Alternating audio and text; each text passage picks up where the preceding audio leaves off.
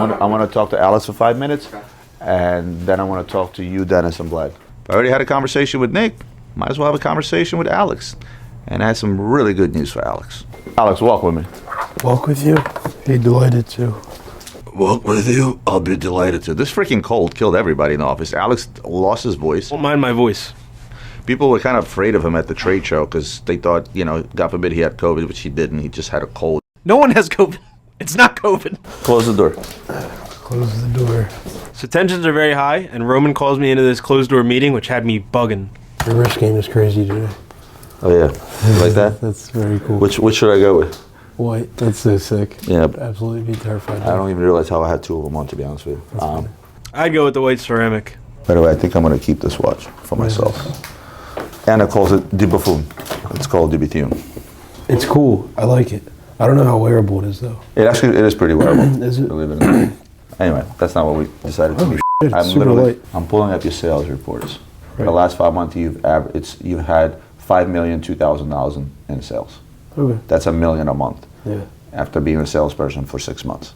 That's fucking insane. When Adrian started making money here as a young kid, I literally took half his paycheck. I kept his money after after seeing some of his American Express bills. And at 22 years old, when a ton of money falls on your head, you tend to lose your head, number one, which I don't think you have that quite yet.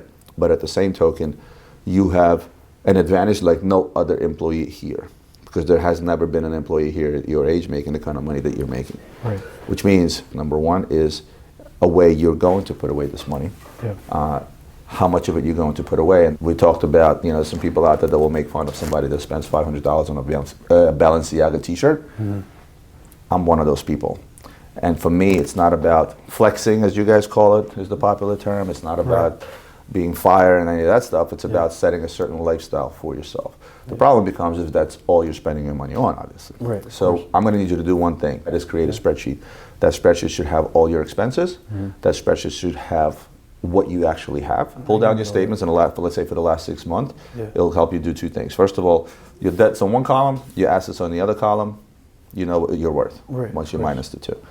You know what your monthly nut is. You need to add a percentage to that is a savings, right? And that savings I'm going to give you my financial broker that I use. He's going to draw up that plan for you. This is what he does for a living, as he did for me. Right.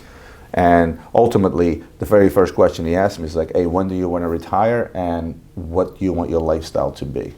I told him I want to retire at 55 and I want my lifestyle to be $300,000 a month, which was a stupid number I threw out at him just out of my fucking ass, right? And it obviously wasn't realistic. But with that said, he still came back to me and said, this is what you need to do if you want that, right? This is how much you need to put away. These are the tools you're going to put away in.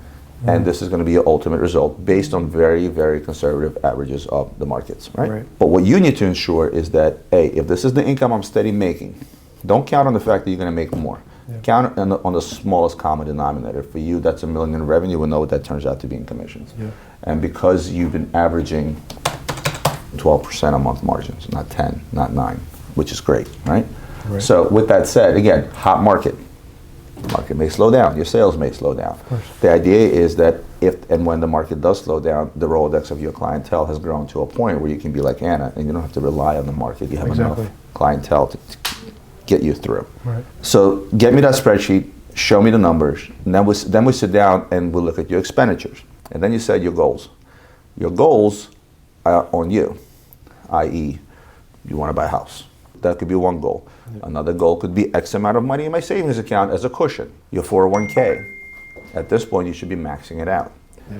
You're 22. Do you know how much that's going to be by the time you get to retirement age? Your total is $4.5 million. So you'd have $4.5 million.